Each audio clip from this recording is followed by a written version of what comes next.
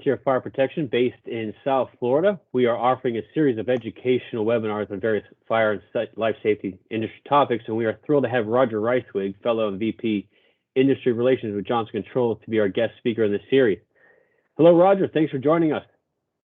Hi, Aaron, and thanks for having me. Appreciate it. Today's topic of mass notification systems will cover understanding what they are and how these systems are implemented to handle various forms of threats within a building or campus-like setting. So, Rodger, let's really just jump right in with this discussion with the obvious first question: what exactly is a mass notification system, and when is such a system used? Yeah, that's a good question, Aaron. If we back up a little bit with mass notification systems, NFPA 72 was asked by the Corps of Engineers to come up with some language within 72 that they could have adopted whenever they're using private buildings that they're leasing from the private sector. So that's how mass notification got introduced. It came from the military. It uses their terminology. It wasn't something that NFPA invented. And I have here both emergency communications and mass notification, and we'll talk a little bit about that and how it evolved. But to your question, the Department of Defense, they define mass notification as providing real-time information and instructions to people in an area, site, building, or installation using intelligible voice communication along with visible signals, text, and graphics. So it's conveying information to people that are inside a building or an area, and giving them information as far as what they need to do. And Aaron, you and I have talked about this. It's the threats that we have today they're just too real to us. The chemical, biological, radiological, nuclear, industrial labs. Sometimes it's things that were done on accident. I mean, there was one just not too long ago up at a college outside of Boston where a student was working in a lab on a weekend and they mixed the wrong chemicals together, and it caused a caustic bubble to come out of the building and into the surrounding areas. So sometimes it's not intentional. And then we also have nature. You got weather, hurricane, flood, tornadoes, etc. And Homeland security threats that they also list national planning scenarios, and detonation of a nuclear device, things that we have to be aware of, or truck bombing, chlorine explosions. I mean, there's all kinds of things that come into play. People immediately think, when you think mass notification, a lot of times they just think about a bad guy with a gun, but there's a whole lot of other things that fall into this bucket of the need to alert people about what's going on. Absolutely.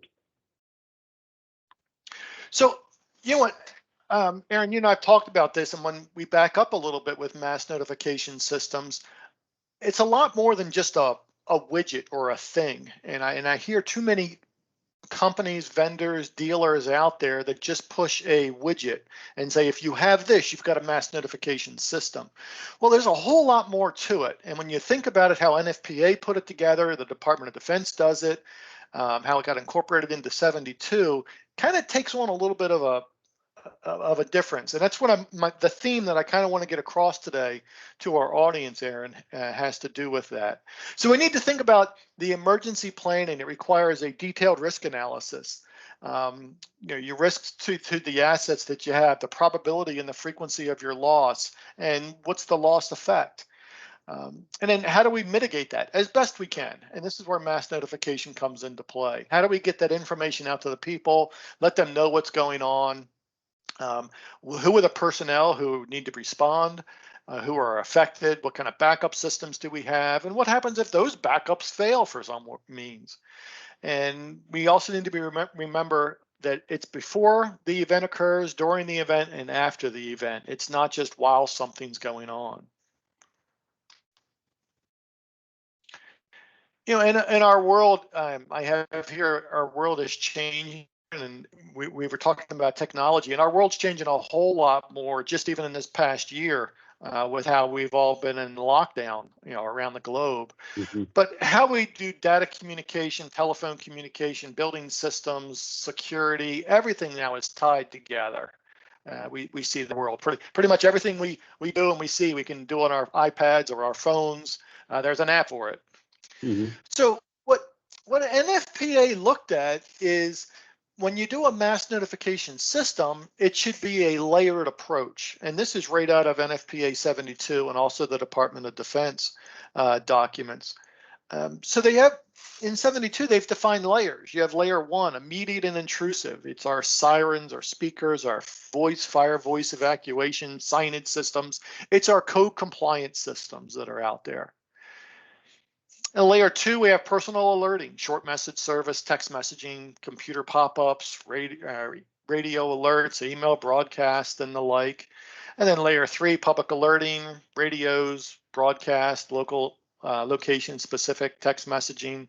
And then layer 4, where your local relevant alerting, handheld radios, bullhorns, two-way radios, things like that. So all of these layers then, work together to create or start to formulate the system.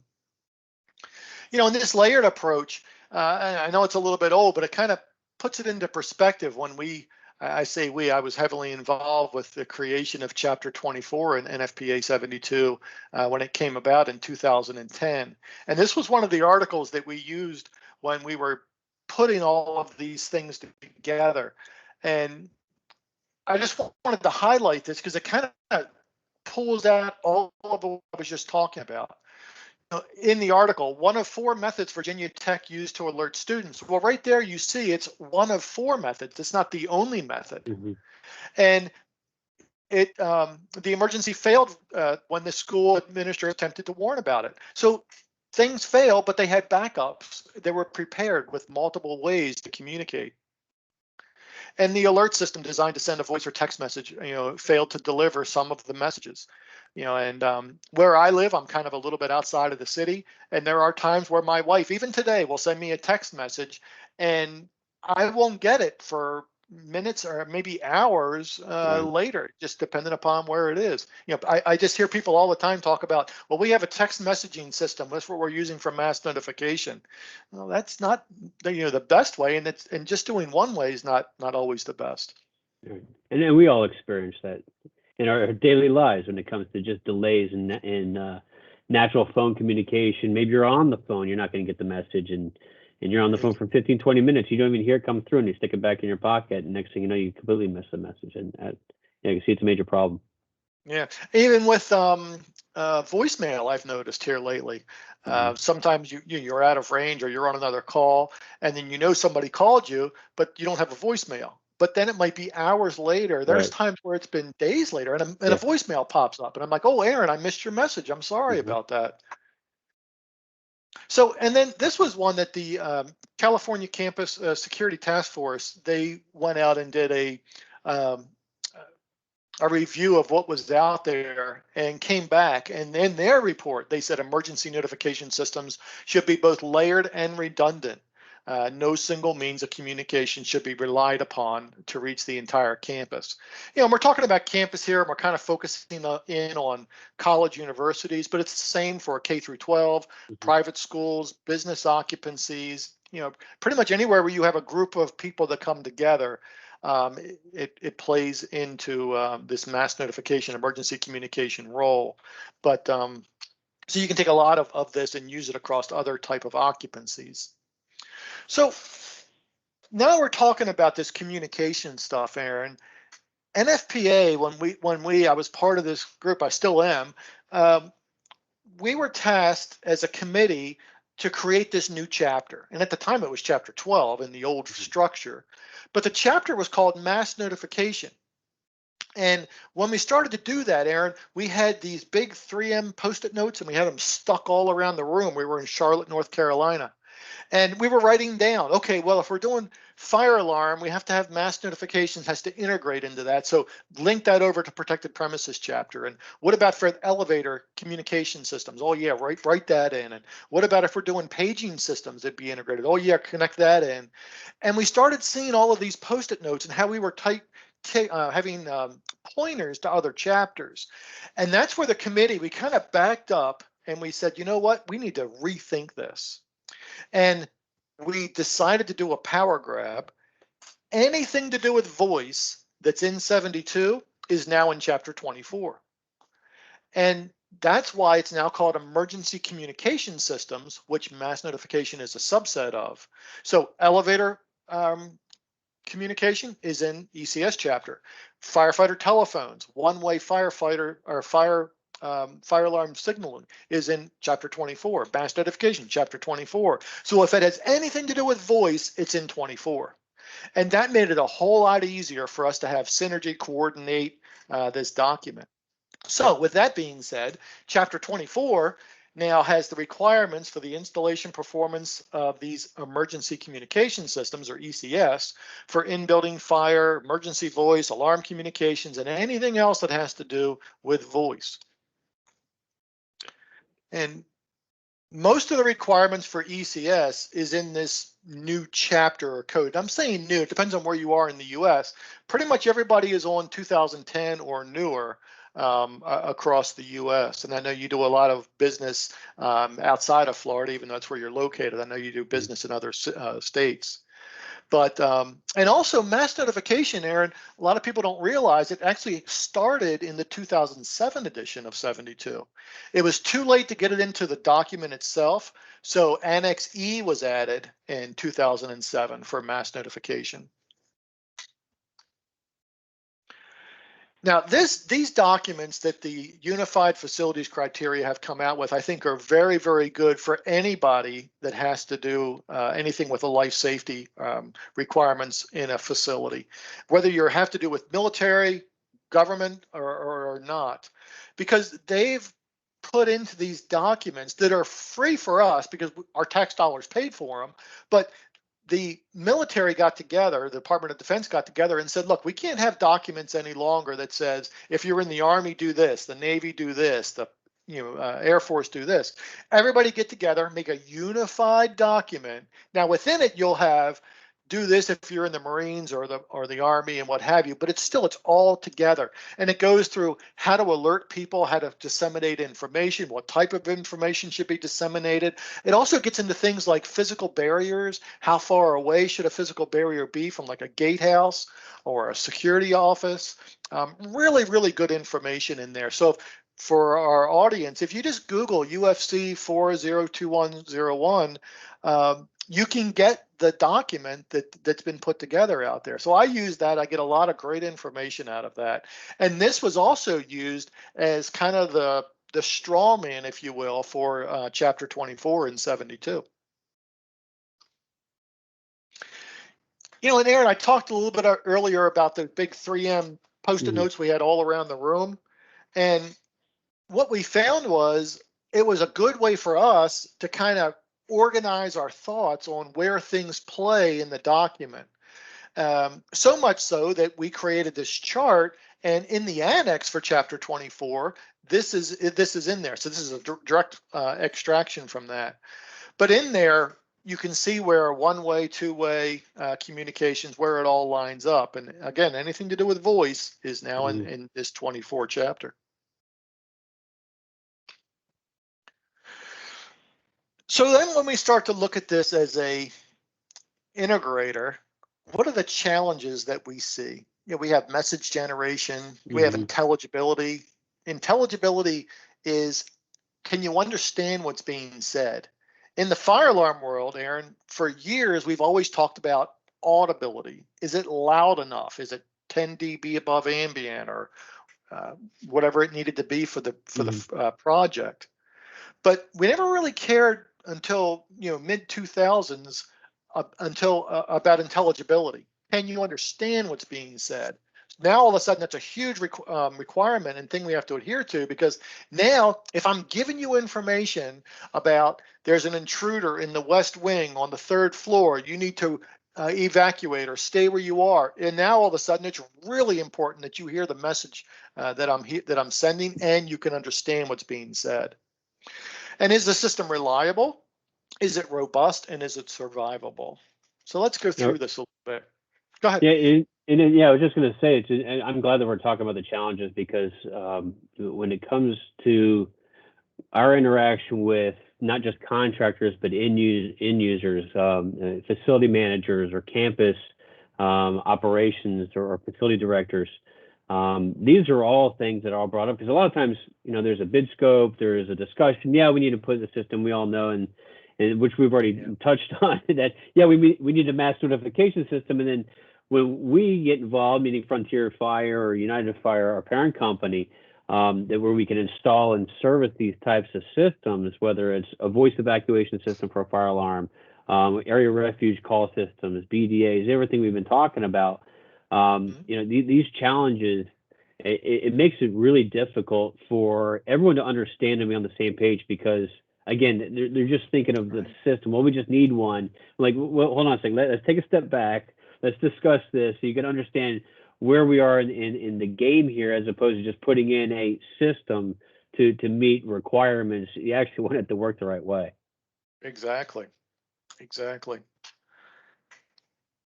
And some other challenges too that come up is, how do I integrate, or can I integrate a PA system into my mass notification system? And what safeguards are in place? How PA systems are installed is a lot different than how the fire alarm is installed. And just because I'm a great fire alarm designer and installer, does that mean that I'm also a great mass notification designer and installer? Because there's different nuances to that, as you're well aware of. I know Frontier, you guys have experts in both for mass notification as well as fire alarm. And then the maintenance aspects of it too, from the non-fire alarm side to the fire alarm side, all come into play. So in 72, some of the things, we talk about audibility, intelligibility, but we also talk about survivability and reliability. Now, within NFPA's world, survivability is attack from fire. Really, as far as NFPA is concerned, you have the NEC, the National Electrical Code, that talks about mechanical protection. But the Life Safety Code 101, NFPA 72, when they talk about survivability, it's how long can the wires or fiber or whatever it is in the conduit maintain its pathway abilities to transmit from point A to point B while the flames are, what we say, licking at the pipes. That's what survivability means. Reliability is how good is the equipment that you're putting in. And that's where the partners with Johnson Controls and Frontier, we believe that we have very, very good product to offer that through you, Aaron, for the reliability part. And then the relevance. Is this a incident that is occurring relevant to me? Will it be irrelevant to me soon? For example, if there's a person with a gun, an armed person at the front desk, that's an issue that I should know about right now. But what if it's living in Florida? What if it's a hurricane is coming up and we predicted to be here in 3 days? It's relevant, but not maybe to me right now. There's some things I need to prepare for, but not imminent. And then risk analysis. What type of risks could I have? And this is something I see a lot of people not really kind of grasping, Aaron. When we talk about risk analysis, what type of things do you think could happen at your facility? Knowing you can't think about or prevent everything that happens, but could I have seismic activity? Earthquake where I am. Could I have power loss? Could I have hurricane, tornado, flood? Could I have a bad guy? Could I be the facility that if something happens in the community might come to me as an area of refuge? And I think about the Superdome in, what was it, outside of New Orleans. The community got that big flood and they went to the Superdome, and that's where they took area of refuge. Well, that's a risk. And then what type of threat assessment could I have on my equipment, my facility, and what's my emergency planning, as we go through this. But when we talk about ECS, to communicate or to send information out properly, it must be able to reproduce the desired messages that the intended listener will both hear and understand. Is it audible and is it intelligible? Within NFPA 72, this intelligibility thing, it came about probably in the late 90s or so, and went into the code. And I say that the pendulum kind of swung one way, because up in the 99, 2002, even into the 2007 edition of the code, you were required to do voice intelligibility testing. And then in 2010 going forward, the committee looked at it and said, you know what, this is a little bit overburdening to everybody. Engineers, installer maintainers, building owners, it's a lot of money to do it. And now that we're all aware of what intelligibility is, it's now been eased up. It's been eased up to the point where an AHJ, authority having jurisdiction, fire marshal, can now come into a facility, and if they can hear what's being said and they can understand it, they can deem that system to be intelligible, and we move on. If they do want it to be tested, all of that material has now been shoved to the annex. So it gives you guidance on how to do it if you would need to do intelligibility testing. But then also in the code, when it's actuated, when the system is turned on, mass notification messages take priority over fire alarm messages. And I hear people put the period there. Mass notification always takes priority over fire alarm. Well, that's not what the code says. It says when indicated by a risk analysis, because a mass notification message could be whoever ordered pizza from Domino's, the guys here in the lobby. That's a mass notification message. It becomes an emergency mass notification message when whoever ordered the pizza from the Domino's guy, he's here and he's got a gun. Now it becomes an emergency mass notification message.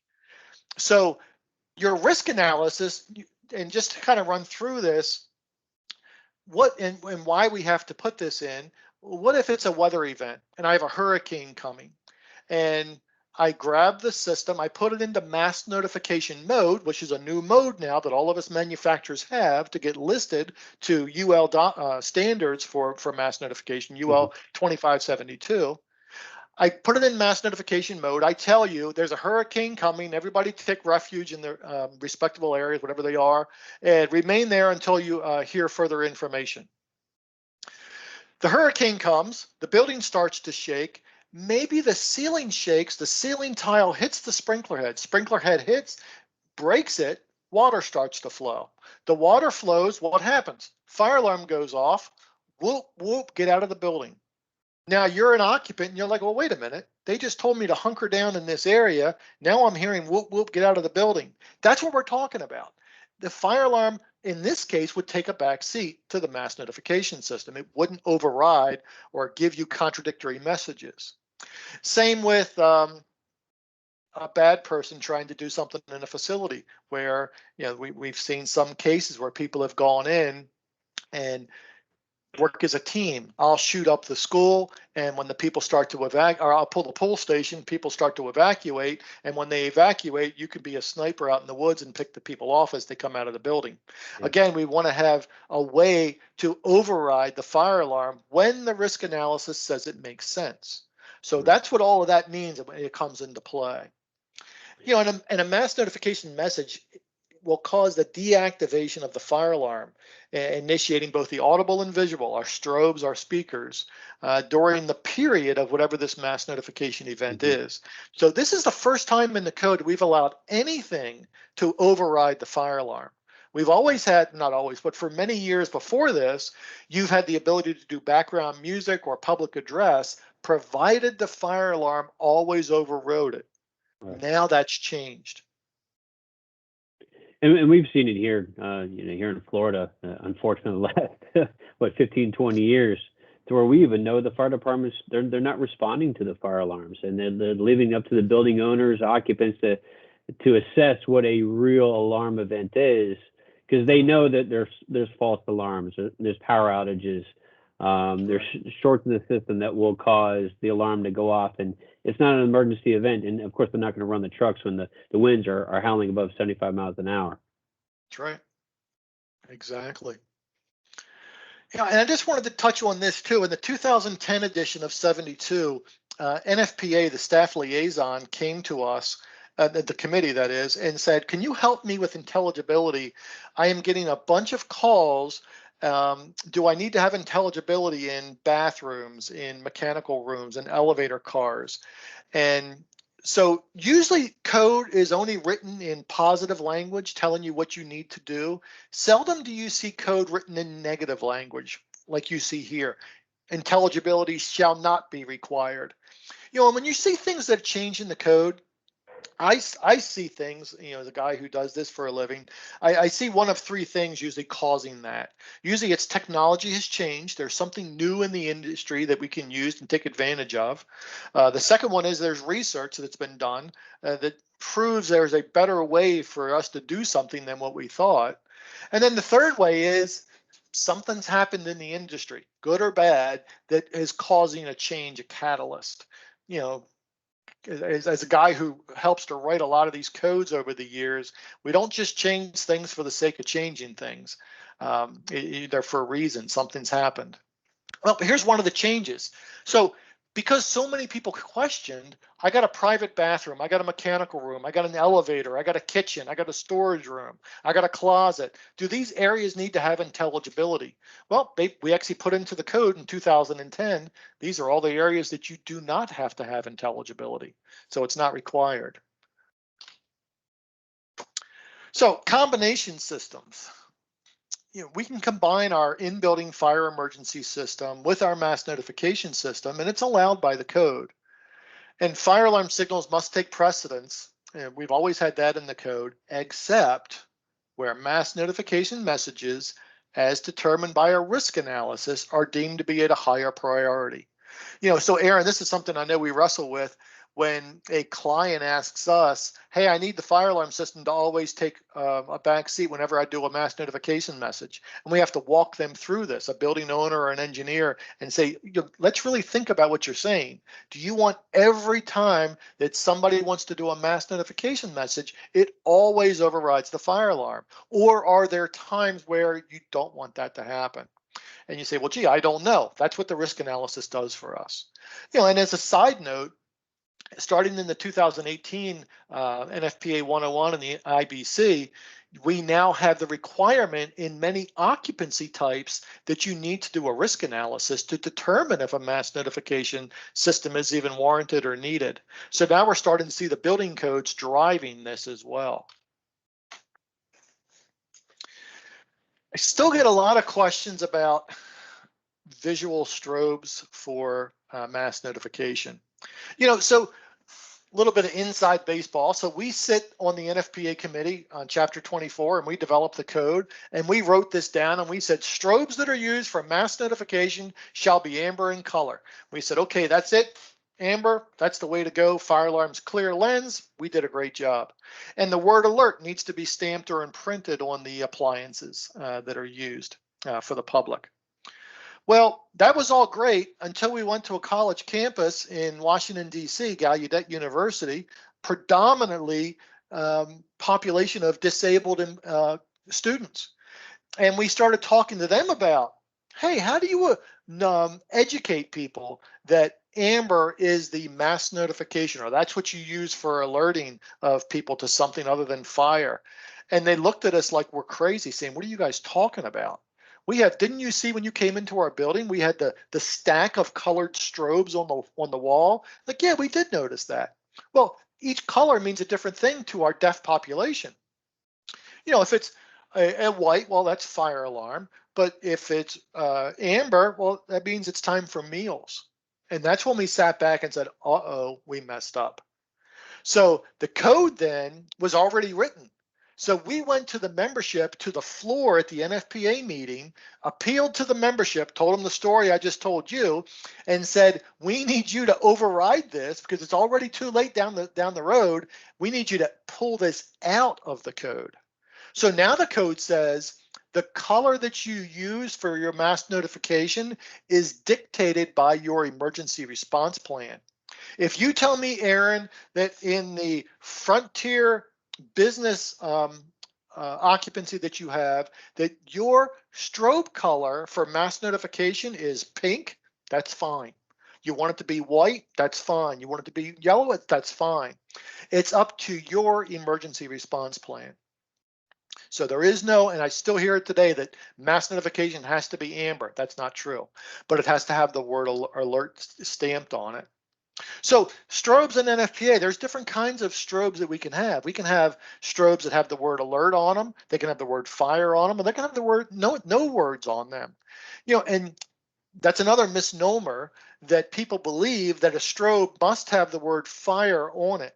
There is nothing in 72, the building code, or the UL 1971 standard for me to list the product that requires me to have the words fire stamped on the appliance. So it's something we as manufacturers always did, and because of that, people assumed that you needed to have the word fire, but there is no requirement for that. So the balance of the requirements in 72, 24.5.1, two-way in-building wired emergency communication systems, firefighter telephone systems. Dependent upon the addition of the code that you're under, two-way radio enhancement systems may or may not be in 72. That's now been pulled out in the later editions and moved to NFPA 1221, and it's now being moved to another document. So depending upon which edition you're under. And then area of refuge, which is really starting to make a turn in the industry. Almost all of your building occupancy codes will require an area of refuge system to be installed in one fashion or another. If you go to any of these newer hotels, conference centers, you're starting to see the areas of refuge signages being posted. And that's a system that I know you offer at Frontier through, well, we offer it to you and you offer it out to your customers. But think about this. I'm in a building, it's a 20-story building, and I'm in a wheelchair. I have a physical disability. I can't get up and walk. And when the fire alarm goes off, what happens to the elevator? The elevators get recalled. They go down to the first floor of the lobbies and they open up and that's it. You can't use them. Well, what about the person in the wheelchair on the 20th floor? What do? They're here and whoop, whoop, get out of the building. Don't use the elevator, use the stairs. They can't.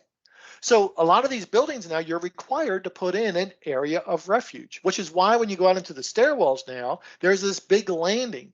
And you look at it and you say, why is all this wasted space here? Because it's for the person in the wheelchair or crutches to go be in an area that they're not impeding the flow of traffic of people walking down the steps, and they can remain there for help to come. Great, now that I've got people into a place that they can remain and wait for help, how does help know that they need to go? That's where the area of refuge communication system comes into play. So I wheel myself into the 20th floor to the stairwell, activate the area of refuge system, and then I communicate down to the first responders. So that's now required in a lot of our facilities.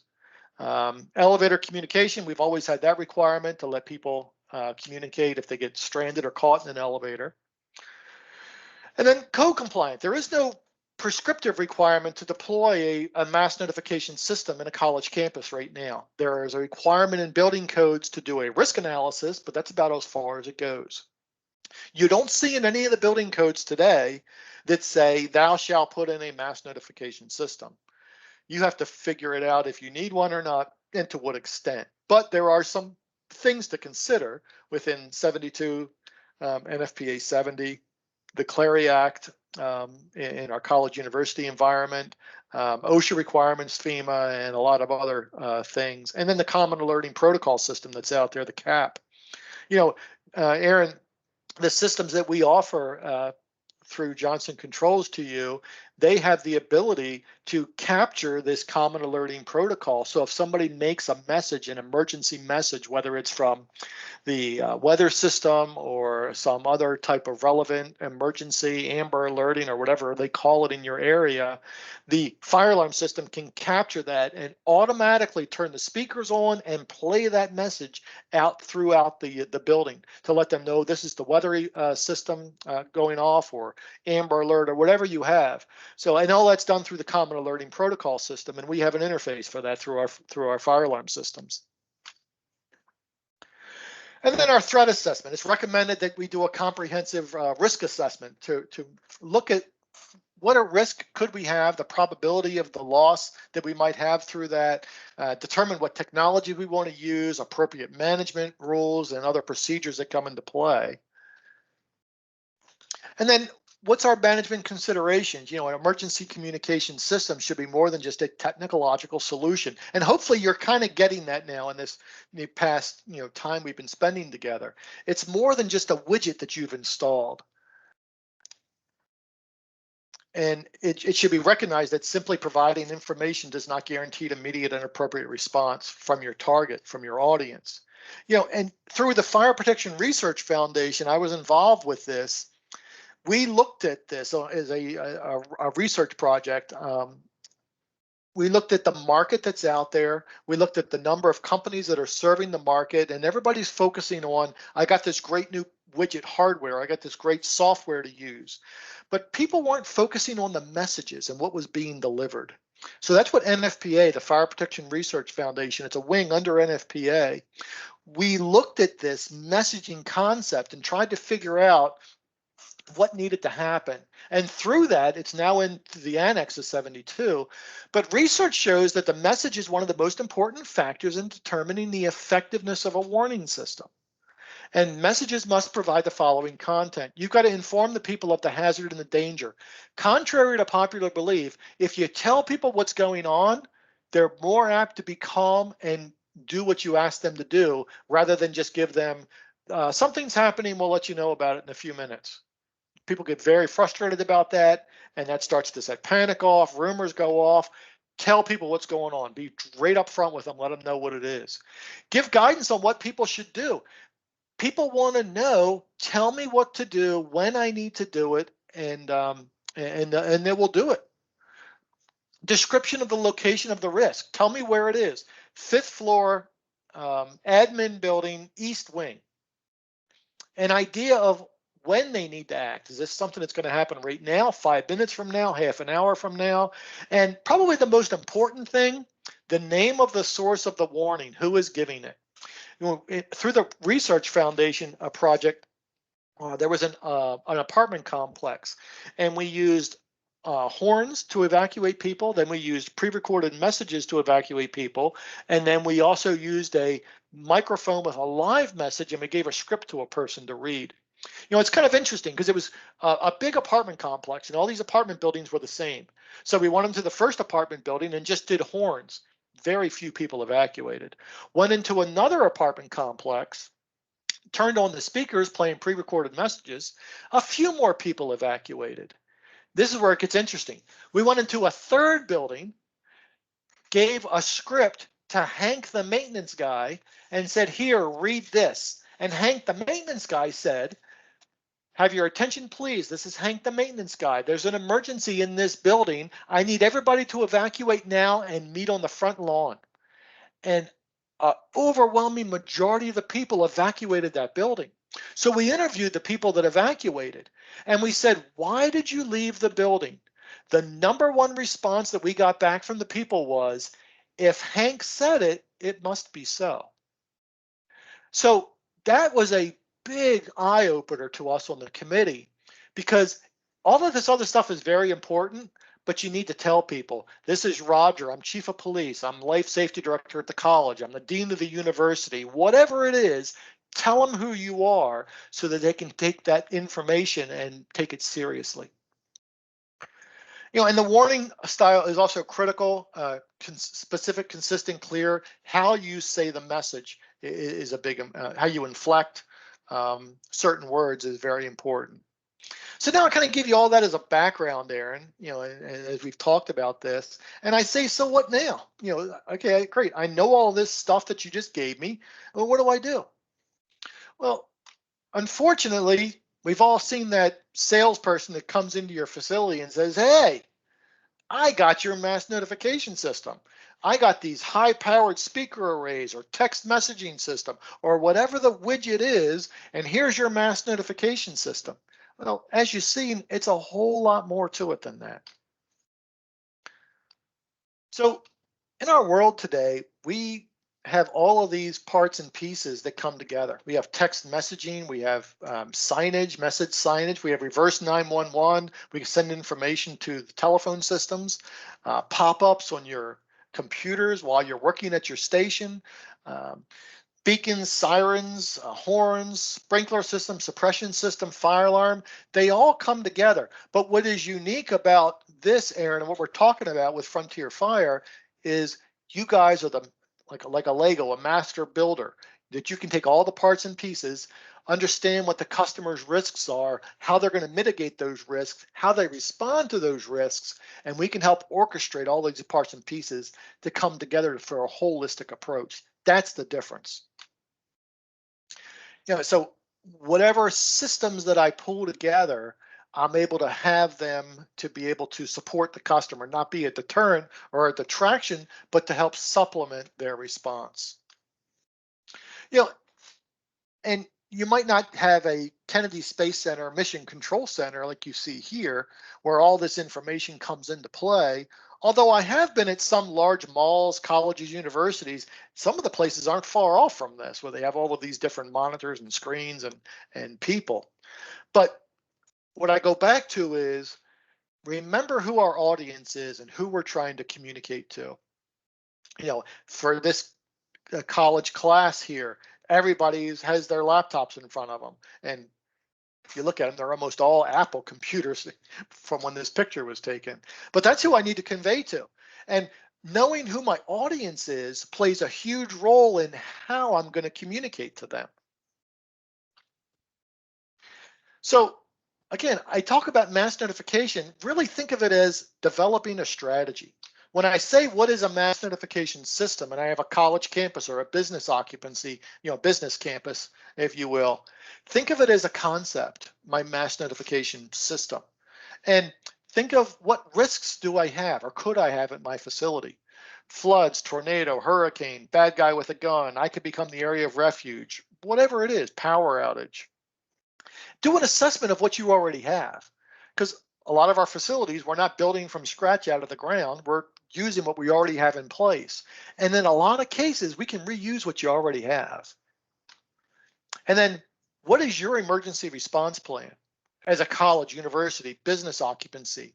And many people will tell me, Aaron, when I go in to talk with them, well, we don't have an emergency response plan. I bet you do. What do you do in the event of fire? Oh, in fire, we go grab the red book and go to chapter 5 and it tells us what to do. That's your emergency response plan. Now, what do you do in the event of an intruder? Oh, we go into lockdown. That's the blue book, chapter 1. That's your response plan. And then the equipment can come into play. Don't let the equipment wag the dog or the tail and tell everything else what to have happen. You tell the equipment what needs to happen. I liken it going into to buy a new vehicle. And I walk in and salesman says, hey, well, how can I help you today? Well, I need a new vehicle for my family. I got the perfect car for you. 2021 Mustang, got 900 horsepower, 2,000 watts of audio, 6-speed transmission convertible, just what you need. You didn't even ask me what my situation is. I got 3 dogs. I got 4 kids. I got a boat I tow on the weekends. I love to go to Home Depot and get lumber and do side projects at my house. That's the wrong solution for me. So you need to go through the same with our life safety systems. What risk do you have? How do you respond to that? And then how can the equipment that we're going to use supplement it all? That's why I say it's more of a concept than it is of just buying a widget. And avoid the impulse of a single technological solution. We have a fire alarm system, and a lot of it we can use as a backbone. You've got a lot of great systems you've already installed out there, Aaron, and we can tie into those. And initiatives that can be implemented quickly, short-term things, very, very quickly with what you already have.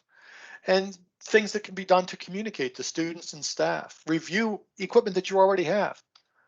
And formulate a plan for a timeline for longer term solutions. We would like to get here, and it's going to take us a few years or months or whatever for us to do it, but there's a plan in place for us to make that happen. And I know you're all about the plan, Aaron. So to communicate to the students and with the equipment that we have on site. And also I see people and they think about areas, but they don't think about the entire campus. Mm-hmm. People get concerned about classrooms or residence halls, laboratories, and I get that, and we should be concerned. But what about other areas? What about the parking lots? Maybe it's dark at night and there's not a lot of light, and I need to have people escorted, or if they have something happens, they need a quick means to alert people. What about sporting events? I mean, you talk about, a stadium up until COVID, we have a stadium full of people, and how do I get people out of that facility? What if it's a lightning strike that's going to be coming soon? Right. I have lightning detectors that tie into the fire alarm also that can alert you automatically when a lightning strike is so many miles away. Other entertainment venues, off-site satellite operations. And we also talk about notifying people before they even arrive at your facility.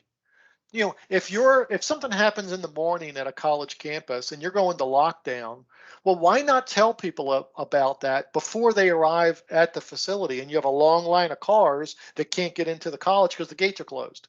Mhm. Let people know what's going on. Give them that information. Keep them out of harm's way. To add to this, Roger, Sure. my son is a student at a major university here in Florida, and part of their mass notification system is an app, and they have all the students download that app on their phones, and we as parents download our apps on phones, which is dangerous because we're nowhere near the campus. But when there Right. is an event, we're getting these alerts on our phones, which is really important, especially when there are crowded situations. Of course, pre-pandemic, let's call it. But let's face it, we're getting out of those woods right now to where we're going to have crowded areas. We're going to have large events like football games where you have a lot of people in and around a campus that are either going to the game or just on campus in general. And being able to send out a notification in multiple different layers, especially through an app, through maybe even using social media platforms like Twitter or Instagram, to where you have other forms of notification because everyone's getting that on their phone and letting them know to not go to certain areas. Or there is a lockdown and it's not an emergency. It's, hey, there was something that took place in this building. We have to close it because of construction or something like that. And it's a great way to let everyone know what's going Yeah, on. absolutely. Great points. So, and just kind of wrapping it up here, Aaron. So, involve all stakeholders too. I see people that, they typically get security or facilities management. We're definitely going to tie into IT. We're going to use the backbone, the infrastructure that the college has, in-house engineering to help understand what's going on and how to keep things operating, maintaining things, student housing. But don't be afraid to invite others. Talk to the faculty, bring in some various staff, have the student, if there's some type of a student body organization, bring those people in, bring parents in, like you just said, Aaron, and let them know. And foremost, bring in the first responders. Still, there's a lot of owners who think, well, if I ask the fire marshal to come in, he's going to or she's going to look around the building and say, hey, you got exit lights that aren't working, or hey, this is blocking an exit, or hey, this isn't right. That's not what they're going to do. For the most part, and I work with these people, they want to help you. When you bring them in and say, look, I want to make my system better, or I'm designing something, can you help me? They will do everything in their power to help you. They will be your best friends to help you make your facility better when it comes to life safety. So definitely call in the first responders, police, ambulance, military, or not military, firefighters, and other emergency personnel. And if everybody is involved too, the buy-in is a whole lot easier, Right. because now when you have students, they're not sitting there saying, yeah, this is the system that they gave us and we got to figure it out, or this faculty. But when they're involved, the faculty like, yeah, we were there, we helped put it together, and we believe this is a great system. So everybody has that buy-in, as we call it. And cooperation by all is vital to long-term success. And that's what we're looking for. So co-compliance, there's a lot of work that's going into the NFPA documents. Products are now UL listed. Requirements are now out there for UL 2572. Many fire alarm systems today, not just at Johnson Controls, but across the board, they're listed to both UL 864 for fire and UL 2572 for mass notification.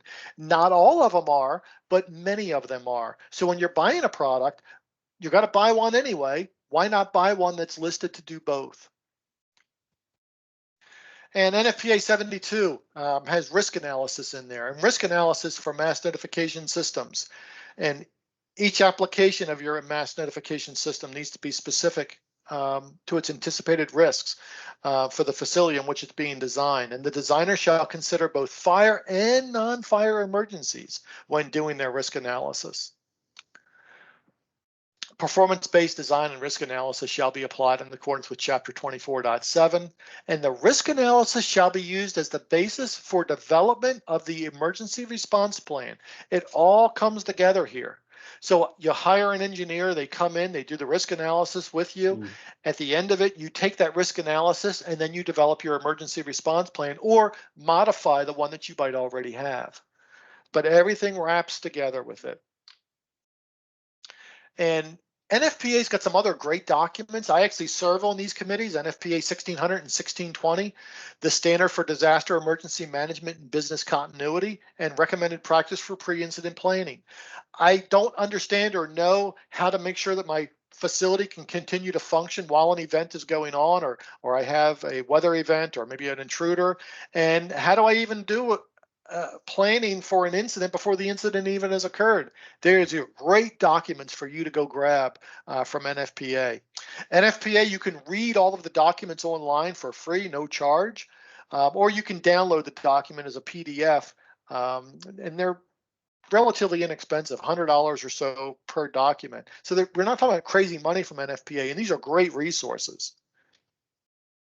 And your emergency response plan, it should include, but not just be limited to who's the team, who's the structure of the team. There was a facility, Aaron, that they had an emergency, and they had the response plan laid out, the instructions on what to say at the microphone and everything. But when the emergency happened, the people that were there, nobody knew if they were authorized to pick up the microphone and read those instructions, so nobody ever did. And it's something that's just common sense. You would think, well, sure, why not? But in our world today, people are so afraid of doing the wrong thing or doing something that they're not supposed to do and getting into trouble that they don't do it. So we need to make sure that we run through these drills and make sure people know that they're the ones that are able to make these announcements or make these messages or push that button. And emergency response procedures for building systems, terrorism, weather-related, what have you. Equipment and operations, messaging content, notification approval, initiation, and there's requirements in our codes. We need to do drills. Just like we do fire alarm drills, we need to do mass notification drills and have training. Let people know this is what the different sounds work, how they work. These are the messages that you'll see and what they mean. And this has been in the code for a long time now, that we can do other things with the fire alarm system than just fire alarm. So all the way back in the 1999, it was allowed to use the fire alarm speakers for purposes other than fire. You could do background music, paging, and other things for many, many years now, as long as the fire alarm interrupted it. And now the fire alarm can be overridden by MNS. So, Aaron, just to wrap it up, I know we're running out of time. Mass notification is not a product, and hopefully you understand that now. It's a strategy, concept, design, and utilize that risk analysis to understand your vulnerabilities at your facility. Create your response plan, and then from there, allow the response plan to drive the equipment. If you got somebody coming into your office and saying, hey, I got a mass notification system for you, and they haven't talked anything about strategy, concept, risk analysis, response plan, take their business card and say, thank you, have a nice day. And don't be afraid to involve others. So with that, Aaron, I really appreciate you allowing me to have some time today. There's our contact information. I'm happy for anybody to reach out to you or I or both of us on anything. And if you have anything you would like to close with. Yeah, appreciate it, Rodger, and especially a huge thanks for taking the time to go over this important topic, especially this day and age where not only we concerned about security and life safety and just other ways to communicate, but really what this entails, because there are times where whether they're building owners or facility directors, even on the construction side, these are all conversations they're having with developers and implementing these, and some people just think it's a piece of equipment. So hopefully this clarifies it for a lot of others. So I really appreciate taking the time, and thanks to all of you for investing your time today to learn more about mass notification systems. If you have any comments or questions, feel free to email me directly, and you see my email address right here at asolomon@frontierfireco.com. Also, if you have an idea for a topic you'd like to learn more about, feel free to make a suggestion. We'll try to include it in one of our future presentations. So thanks, take care, and be safe, everyone. Have a great day. Thank you.